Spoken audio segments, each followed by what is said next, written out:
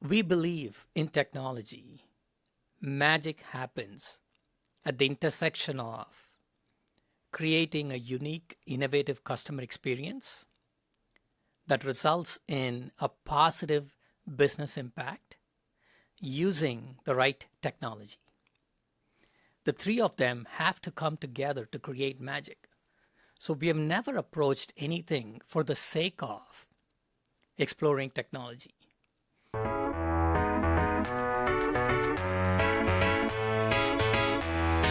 Hi, I'm Greg Stewart, CEO of MMA Global, the international nonprofit trade association for CMOs who are focused on architecting a new future of marketing. I'm Rex Briggs, an author, market researcher, measurement inventor, and entrepreneur. So hello, everyone. I'm Greg Stewart, CEO of MMA Global, here with Rex Briggs, an artificial intelligence researcher, author, and entrepreneur. And this is Decoding AI for Marketing. Good, or as we like to affectionately call it, DAM for short. I'm not sure what the DAM stands for, but we just thought, I guess that was funny at some minor level. So That damn show. So show. Greg, you know, I love experimenting with AI, and the latest thing I've been doing is looking at data pipelines. I know, exciting, but right now we're not at a point where you can ask Claude or Bard or OpenAI's ChatGPT to do really complicated tasks like customer service. You have to build a pipeline of data and information and interact with multiple AI sometimes to get the thing you want done accomplished. And so I'm pretty excited about the guest that we have today because I think he's way further ahead than I've been in building these pipelines. Yeah, no, I agree with you. It's super interesting sort of what Ally has pulled off around their AI studio. I think if that's the right name, we'll give Sathish to get that right for us today. But, Rex, it's funny. It's interesting you say that because, like you and I were going back and forth over the weekend kind of prepping for this a little bit. And you're like, hey, I'll send you a summary of sort of the questions we could use. And you had developed that through an AI tool. And I think it came back with 13 pages. I got to like page 7. I says, oh, my God, there's no gobbledygook here I can make any sense of. I really need to move on with my life than reading all these. So, listen, we're big believers, but it's not yet there, right? No, it's not. I mean, really, in that case, I was giving it to an agent GPT that was doing research on Sathish and Ally. And yeah, that generated tons of pages. Then I had to give it to a second AI, Claude, to summarize it down. And then I needed to figure out how to put it to a vector database so I could have it like connect with the book that I've written for MIT. And it really was a complicated workflow. And I think it's not quite there yet. But people like Sathish are getting it there. They're moving it forward and showing us the way to make it work. And I think what's super exciting about Satish's work is that they are looking at how to do it in a way that's safe. I mean, the financial industry is not an easy industry to work in. And they're doing it in a way that has controlled experiments so that you can really see what the business impact is. I think that's a big deal.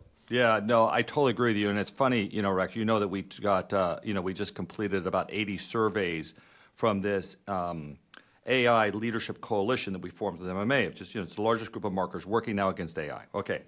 So we asked them open-ended, what do they want this group to do?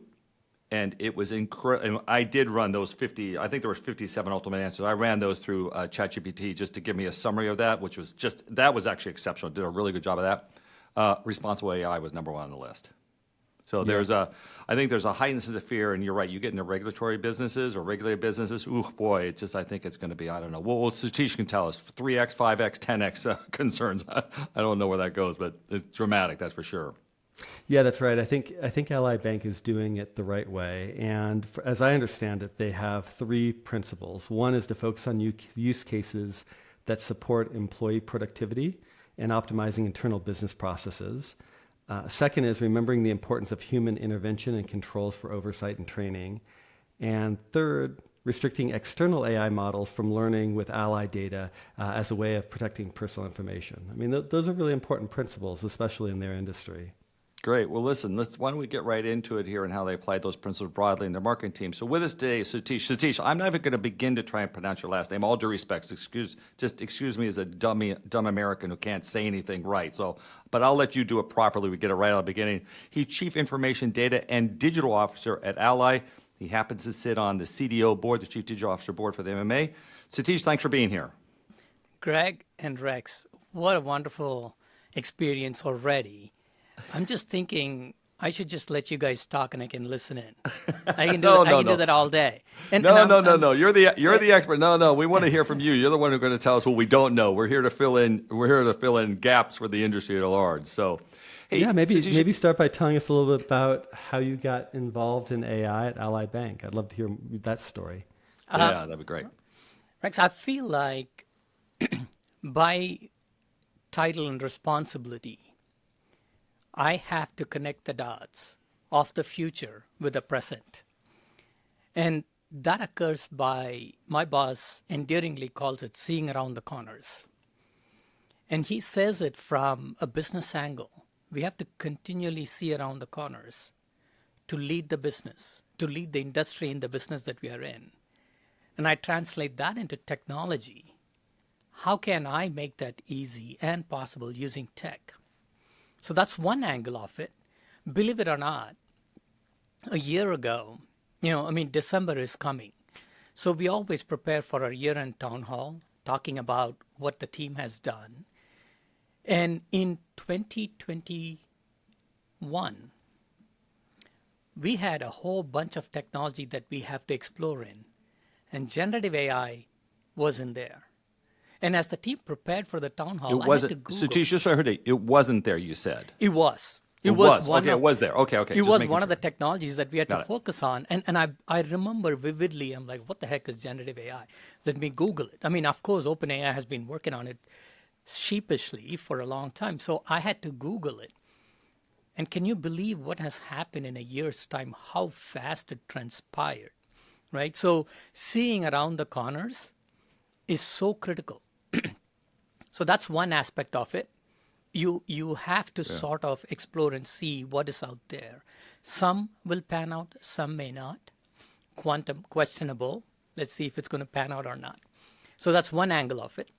The second is you have to continue building the foundation. You called it the data pipeline, and I was so happy to hear a marketing guru say that. Right? You need to get your foundation, you need to get your fundamentals right. So at Ally, we operate with this simple mantra called do it right. And we do that. We do it right across everything, including clearing the technology debt, building the foundation. And part of the foundation is building the data pipeline.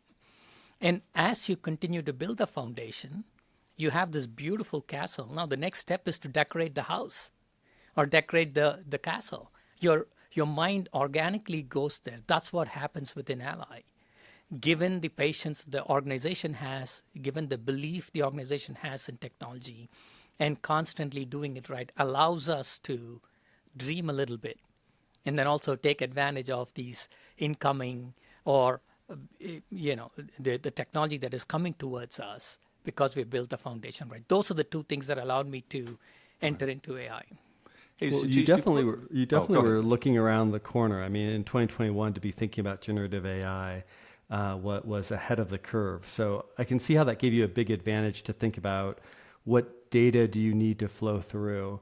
And as I understand, you've got this support use case. And I'd love you to talk through how you picked the large language model you wanted to use, the transcription services, how you decided that this is a great use case to really build around and build a proof point, and how that worked. Can you talk a little bit about the technology and decisions you made there? Yeah, 100%. It's a fantastic question. And Rex will come back to you. Greg will come back to you on your question. We believe in technology. Magic happens at the intersection of creating a unique, innovative customer experience that results in a positive business impact using the right technology. The three of them have to come together to create magic. So we have never approached anything for the sake of exploring technology. Even if there is newer technology that needs to be explored within our technology labs, what we do is connect that technology to what would be the business problem that you would solve. And when you force your thinking around that, then you say, okay, if this is the business problem that I'm trying to solve or a capability that I'm trying to build, will the customer accept it? And in what form factor would the customer accept it? So you're constantly thinking along these three dimensions. And that's the focus of my technology labs. It frankly irons out majority of the hype that's happening in the hype cycle. And it forces us to prioritize and take the 3 or 4 things that you're betting on and work on it. So when that happens, we were figuring out how would you use generative AI? I mean, obviously, December of 2022 is when OpenAI unleashed it. And as I read it, as I hear from my friends at Silicon Valley, they say that they got to a point where they said, we don't know what the applicability of this OpenAI thing that we've created is. Let's put it in the hands of the masses and see what happens.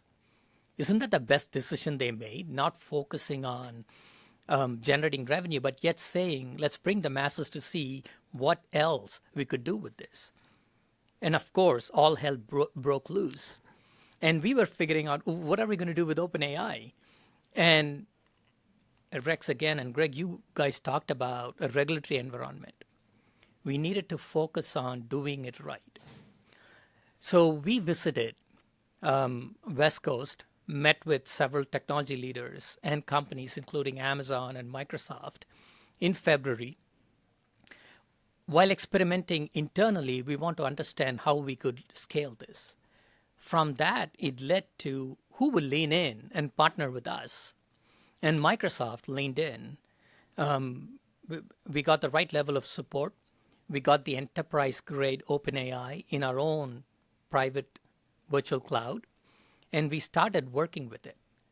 And then that was the first part of it, the technology, right? Then you had to go figure out the business impact. And then we had to figure out the customer experience. And at the same time, you started to hear the bad things that's coming out of Gen AI. So we had to formulate a simple approach, which led to the 3 principles that you laid out. The first one is, let's experiment on our internal customers first. 2, let's always have a human in the middle. And 3, let's not allow Ally data to go outside and be omnipresent everywhere. There may be a time for us to experiment with external customers and allow the data for the larger language models to learn for greater purpose. But for now, let's follow these principles, which quickly prioritize to internal use cases. And it so happened, our entire executive team, including the CEO, we did a side-by-side with our customer care associates around the April timeframe. And as I was sitting in, listening in, I saw our customer care associates feverishly taking notes as they were interacting with our customers. They had to keep track of what happened over the 20-minute period or so, and then finalize and create a summary after the call is over. What does Gen AI specialize in? Yeah, Generating summarization. summaries. You did it, baby. Summarization, right. Yes. Yeah, you nailed it. That is such a smart use case. Hey, Satish, let me ask you though, did you start with a series, you kind of set the problem up that you started with or that you would like to orient yourself to a series of problems, right? A problem set that you would try to go after. But I'm not, did you solicit that from the company? Did you within the CIO's office sort of take a step back and say, well, let me look at what those are, like where did the ideas come from? And by the way, I just want to give one, the example you just gave, the customer service people didn't come to you and say, can you summarize this? It was your observation that said, like, I'll bet you they never would have even thought that was, they may not have thought that was possible. Like they wouldn't, when you're caught in something, you don't see the new opportunity is kind of where I'm going. So yeah, where do you find the problems that you're going to go try to solve? Greg, you actually gave me the answer for your question too. We constantly, and I hate saying this, but I will say it. We constantly have to show the art of the possible. Everybody in their business and function, let it be customer service or sales or finance or a business leader. They're focused on task at hand. They're focused on how can they sell more? How can they bring on more customers? Or how can they serve the customers better? Technology is at the center of everything. We have the ability to see horizontally. We have to connect the dots. And it's our responsibility to showcase what can be done with technology to do their jobs better and ultimately impact our businesses. That's the office of the CIO's job is to help make that translation when others don't see it. I mean, I think that is, if I'm allowed to have a word in a dictionary, I would translate chief digital officer to that, because you have the responsibility of seeing horizontally what's happening across the company. Technology inherently can do that. So you have to connect the dots. You can be vertical in your thinking. You have to be horizontal. Well, and what I think what's brilliant about what you did when you think about where AI is at today is you picked a use case like summarization, which is, to your point, that is the power alley of what these models do. And then you really essentially air gapped it for security, because you have a human that is listening to the information and having to summarize that information. So I'd be interested, you're using some type of transcription service, it's then running through a large language model, and you have a human looking at the summarization and using it for their benefit. First of all, I imagine you save a ton of time, you improve quality, and I'd love to hear about how you go about instrumenting that or what defines success. But I just think that that's such a useful and safe use case in your industry that could save a lot of time and money. Well articulated. Absolutely. Our focus was, I remember I was talking about the 3 dimensions: business impact, unique customer experience, and the right technology. Magic is happening here. Early days. We have to figure out how much time we will save and what we will do with that time saved. But the intangibles of this is giving the customer care representatives, our teammates, the freedom to fully 100% focus on the customers. They don't have to worry about taking notes, going back and forth, as they are already navigating the complexities. As a digital organization, I was flabbergasted with how brilliant the customer care associates are. For every call, they act as if they are your financial planner. They're looking at your accounts, they're advising you, they're saying, have you taken advantage of this? I don't think they even realize it. The power of the job is amazing. So what can you do to unleash their productivity and their mind capacity to focus even more on the customers, going back to our do it right mantra? And as you said, we have to do it right, but we also have to protect the data. So that's why we said, let's do this. And this is a use case. While it's safe, it can also scale. This is not happening in the dark corners of technology, and then we have to come and market it. Not very often a technology comes around where there is equal part played by the actual technologists building and using it and the end consumers. Think of generative AI. There is responsibility equally split between the technologists who are developing the applications as well as the consumers of the technology. So I have to educate our customer care associates to say, here, Gen AI is creating a summary. Can you please review it and let us know if it is working right or wrong? So that's what we did for a month, showing the summary to our customer care associates while they are also creating summaries by themselves manually. And they gave us a thumbs up and thumbs down. And we learned from it. This is where experimentation, you guys talked about it earlier on in your podcast, experimentation and piloting is critical. And if I translate that to core of Gen AI, sorry to get a little bit technical here, Gen AI gets better through what the technique that we call RLHF, reinforced learning, human feedback. Hence, human in the middle as one of our principles. And we are making our technology better through the experts, which are the customer care associates. And they are making the technicians even more better. But it didn't start out that way, though. I mean, it wasn't like, hey, you launched this thing and you had perfect replication. Didn't you have, I mean, I think I saw something somewhere that said you had like 20, 25%, you think, sort of success or match, I guess, against and now you've gotten yourself up to 80%. And what was that? Excellent. I mean, you've done your research, Greg, as usual. It was even lower than that. It was in the low teens. When we showed the summary, initial summary to them, they looked at the summary and said, no, this is not what I would have created. So they would give us a thumbs up, and we had a set of quality analysts within the customer care group that would give us feedback. And the team went and constantly tweaked the model. We created a platform called Ally AI that sat in between Ally, the four walls of Ally, and served as a bridge between that and the open AI models, the large language model. So we continually tweaked that. And there were funny examples of why the summaries were not working. Rex, as you pointed out, in real time, we had to transcribe the conversation happening into text in real time, and then use the right text as an input, as a prompt to the large language model to create the summary. And as we were capturing it, there was TV playing loud in the background in the customer's house. So we captured some of the Breaking Bad episodes and convert that to a summary. That's funny. Some of them. Horrifying, but funny too. Well, it depends on what scene, though. I mean, it's a pretty dramatic show, so that could be interesting for a summary, but I guess not right for help. That's exactly right. Maybe not the right way to go about making money if you're trying to talk about financial Exactly. Yeah. Oh, yeah, they've suggested meth as a new business outlet for. No, I should be careful about what I record there. Go ahead. Yeah, it's exactly right, isn't it? So while I'm sharing a real life example for levity, but that's what the team had to learn.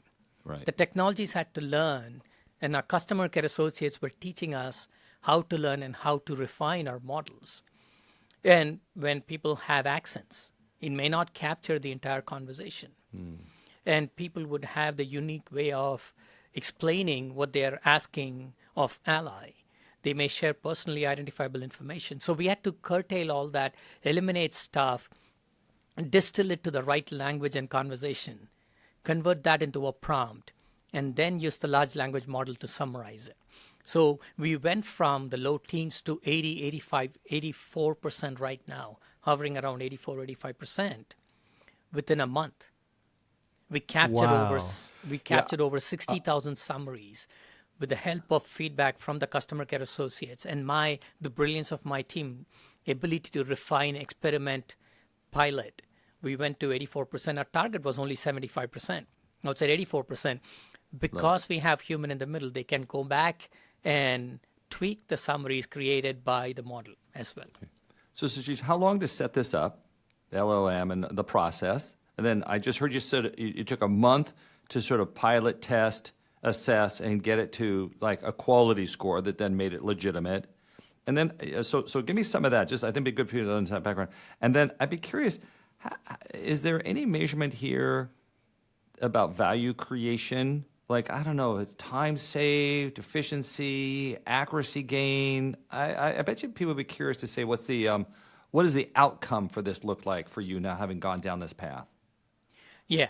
Let me talk about, I remember visiting West Coast with my leadership team end of February.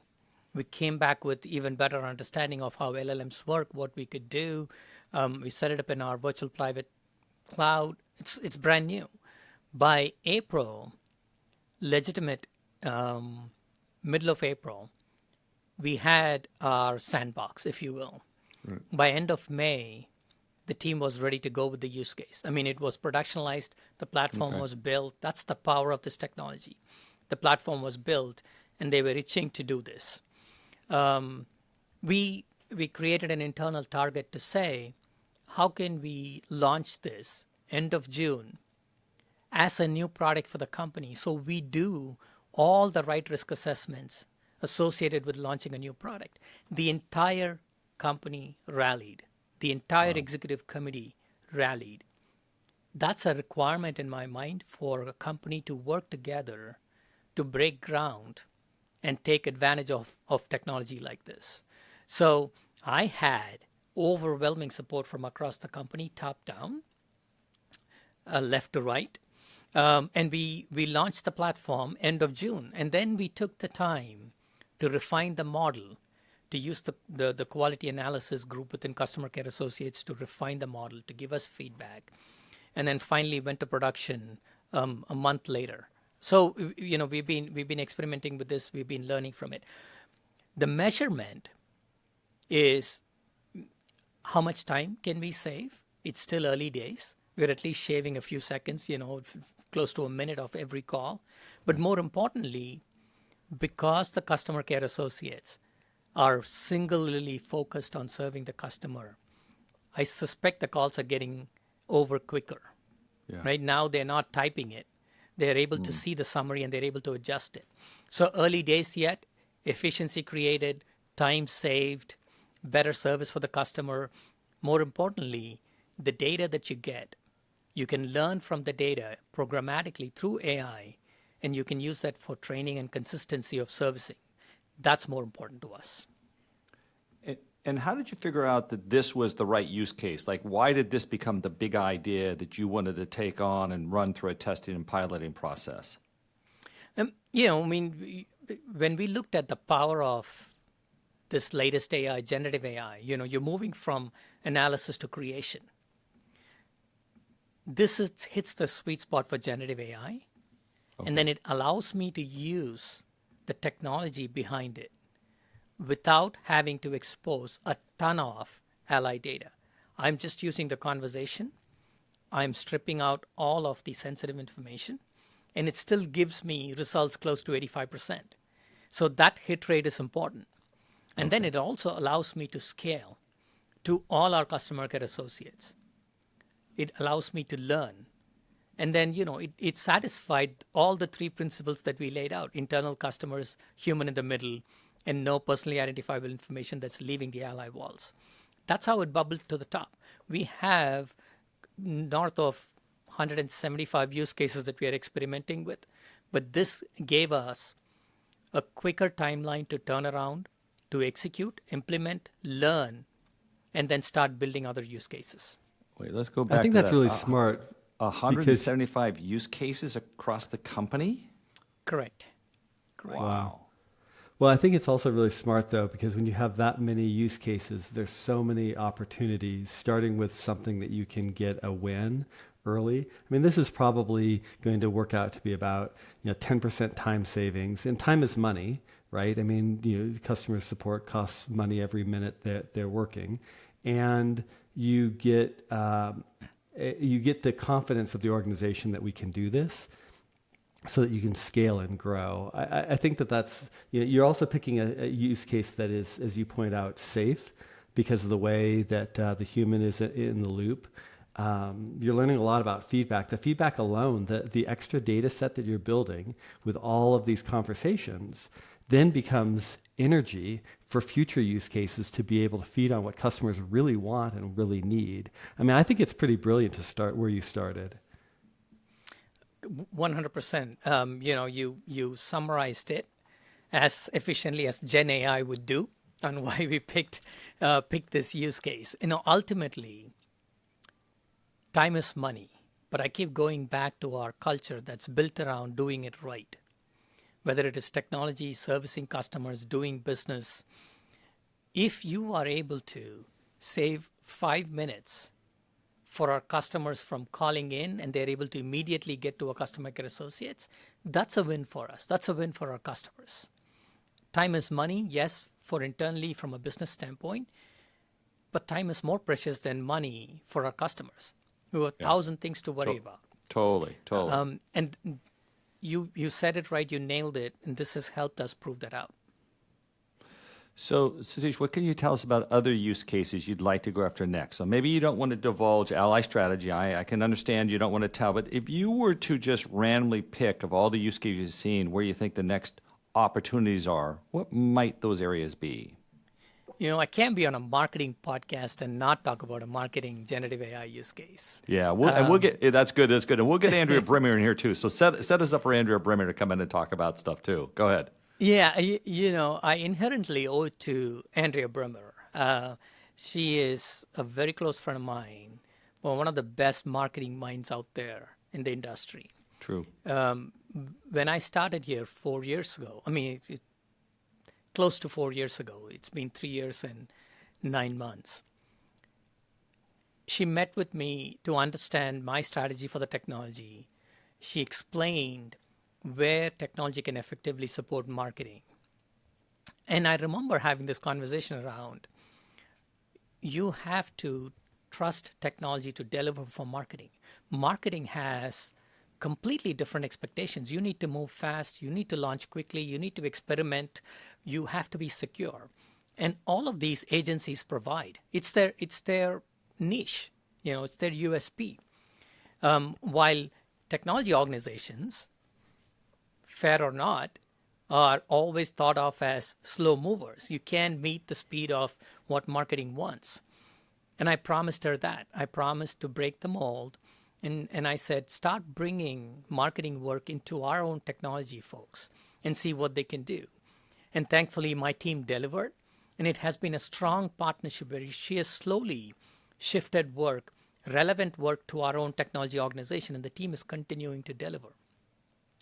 That's one part of it. So we owe it to Andrea to generate use cases in generative AI. But marketers are constantly predicting what customers and prospects need from our business. They're constantly anticipating their needs. They're constantly predicting how to position the business and what will resonate with the market, with the customers, with the prospects. And AI helps do that. And they're always thinking about being creative, creating content. And we said, why not give them the power of the Ally AI platform that is powered by generative AI, by OpenAI. And the way we have approached this is, and this will tell you how we are prioritizing the 175 odd use cases, because that might be the next question. How do you prioritize it? We allow anybody with a real use case to experiment in our platform for a month. So you get full support of technology, full access to the platform for a month where you experiment the use case. And at the end of the month, you have to create a white paper that showcases how it hits the 3 principles that we laid out, first of all. And 2, that there is a path to creating profitability, whether it is efficiency, time gained, cost saved, etc., for the company. Because we want to make sure that we treat AI as a P&L. Otherwise, you would be carried away by investing in use cases that may not be relevant to our customers, that may not be relevant to our business. So the marketers are now experimenting. Funnily enough, their 30-day trial period ends tomorrow, and there's promising early signs. And I'll tell you how they've experimented. They're experimenting with content creation. They're experimenting with the SEO words.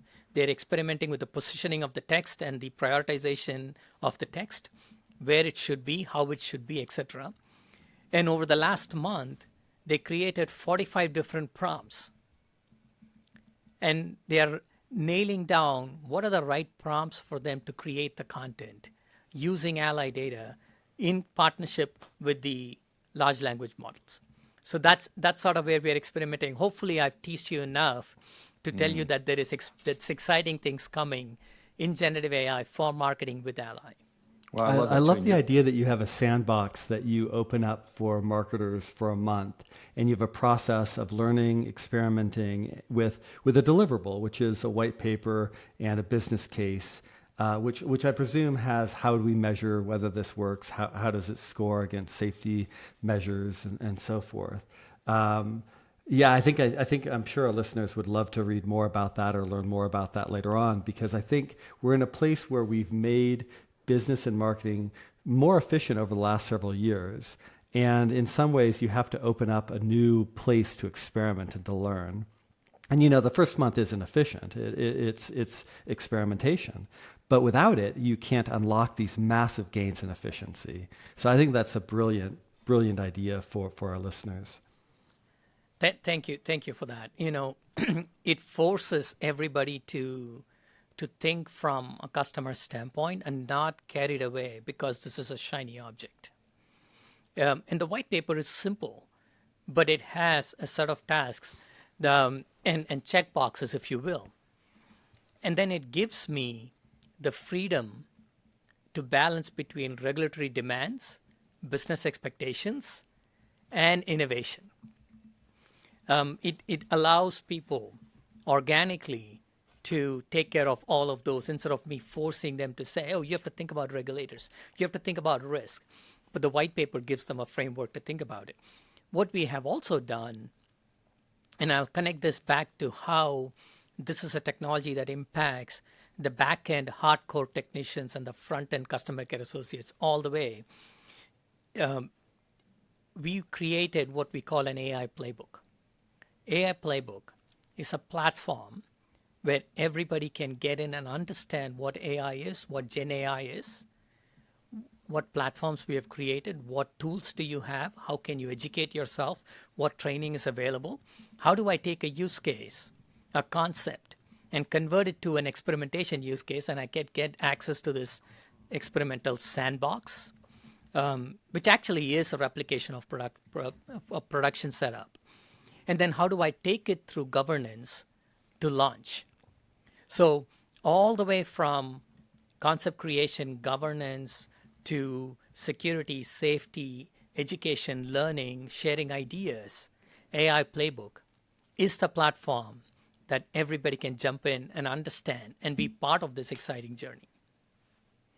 Hey, Sathish, it's interesting you position it too as an exciting journey. I will say, though, more often than not, when I talk to people about AI, there's a lot of anxiety about it. I don't know if it's more than we've seen with other new technologies, but how do you accommodate that within the company? Or does that not really come up? There's enough excited souls that you don't have to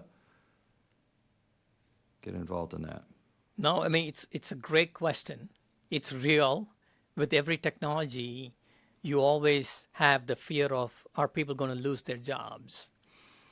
I personally have shared my story, right? I would tell you, early 2000s, when I had come to the US, there was this massive shift to moving technology jobs offshore. And I had come here on a visa. And most of my technology jobs were being shipped outside of the US. And I'm like, what the heck? When am I going to lose my job? Whoops. I should have stayed where I was. I would have had a better job at The jobs were having a coming my job. way if I just stayed. Right? That's right. That's right. So remember the trend of shifting all of the technology jobs offshore, right? The Y2K, infamous Y2K. Yeah. Then 2010 happened. In that decade was a decade of automation. RPA came about, automation came about, big data allowed you to bring the data together, and all of a sudden you were seeing things horizontally and you were able to automate. And oh, by the way, automation is going to eliminate jobs. Just think of these 2 decades very recently and see what has happened. The demand for technical jobs has gone up. The demand for technicians and programmers have gone up. And the unemployment is the lowest. So it starts to create jobs that never existed. Like content creation is a whole industry right now. This whole experience economy is a massive industry across the globe right now. And it's starting to give people employment where they didn't think it was possible. But now with generative AI, yes, you have to be sensitive. You have to learn the new tools. You have to learn to live in a world of AI. Your job is going to be augmented by AI. It's going to make your job better. It's going to give you freedom of more time. How can you use the time to learn a new skill and be even more effective in your new job? And that's what part of AI Playbook allows you to do. Tells you, this is what my primary job is, but with the time I'm saving, how can I learn a secondary skill that will make my primary job even more effective? Yeah, I think that reskill. Right. I want to ask about the reskilling part because I think you nailed it. What I'm seeing when I talk to marketers or I'm talking to this chief revenue officer in one example is that the skills that they've had in the past, they have to add new skills to it to be competitive in this new market. With one chief revenue officer, I'm encouraging to learn what the Agile and Scrum process is, because if he's going to create something new, he needs to know how to interact with the technology team and what a minimal viable product is and how to make sure you deliver each week. And it's a new skill set for people. What advice do you give to people about what they ought to do to make sure that they're ready for being able to provide human feedback in that reinforcement learning with human feedback loop, or to think about agile so that you could make good use out of that 30 days you're giving them in the sandbox, or thinking about the next business use case. If I have to simplify my answer, staying curious, putting in hard work, being effective in your job is never going to go out of fashion. These three simple 100%, 100%. I want to call that out. 100%. Go to work, everybody. these three things will always help you stand out. Without getting too philosophical or technical, let me tell you this. While generative AI feels like it can do your job and my job more effectively than we do today, you have to embrace the change and see how it can make you even more effective so you can stay ahead of the curve. Yeah. And if I boil it down to the simplest form of generative AI, the largest language in terms of computer languages, the most used and the most effective language today to take advantage of generative AI is English. Everybody knows English. Right? You can continue to get better. It's not like I'm learning a syntax of a new programming language. If I can start understanding how the technology works, which is very simple, and if I can start to use English better, it's going to make my job even more effective. But then how do I stay out of the curve? Start learning, listen to podcasts, learn from people that have done mistakes, that are doing great things. But at the crux of it, it's hard work, staying curious, and seeing how you can apply your learning. I would strongly urge Decoding AI for Marketing as a podcast to get started with, just to sort of mention that to people here if they didn't figure that out. I think Rex, I think Sathish was just setting this up there for a little plug for the podcast, right? Well, the listeners are already here, so tell your friends if you want them to keep their jobs to listen to the damn show. Yeah, actually, the one I said, somebody in we were in an old company meeting the other day, and somebody actually did say, they go, oh, AI is going to take your job. I says, no, you're missing the point. If you don't learn AI, I'm going to replace you. Like that's the real issue here. Like, you need to stay ahead of the curve on this stuff. Jump in, figure out. Satish, I think you're totally right, and I love the way you sort of put that to people. Like, this is the necessity going forward, and smart people working hard never goes out of style. Yeah, I think that's right. I would add that I do think that there is an extra layer of systems thinking that if you don't have that as part of your job now, if you're used to working off the top of your head and not being really organized in a way that how you systematically build something, I do think that there's some thinking from Agile or I actually suggested one. I gave him a PDF on Agile and said, look, you don't have to read this. Put it in Claude, ask it to summarize it for you, and give you a quiz to make sure that you're learning the skills of what you need to do to be effective in your job. So use AI to teach you how to do your job with AI. I think that might work. Yeah, as we are nearing the end, maybe I'll share this philosopher poet Rilke said, the future comes into you and transforms itself before the future actually happens. Far before the future actually happens. It's a very simple, powerful, deep meaning line that I love. So if you stay curious, and if you're seeing around the corners, you absorb what is happening, and then you allow your thinking to be growth-minded, and then trying to solve the customer problems. You continue to learn every day, you continue to grow every day, and you are actually creating the future. And I feel like that's what the line means. That's a great point. Sathish, I'm so glad that you didn't turn around and go back to India for the jobs. I think if I heard you right there in 2000, that you stuck around. Ally should be super excited to have you. I mean, anybody who can bring organization. I'll tell you, we haven't talked to everybody yet, but it feels to me like you guys are much further ahead than many I'm hearing from.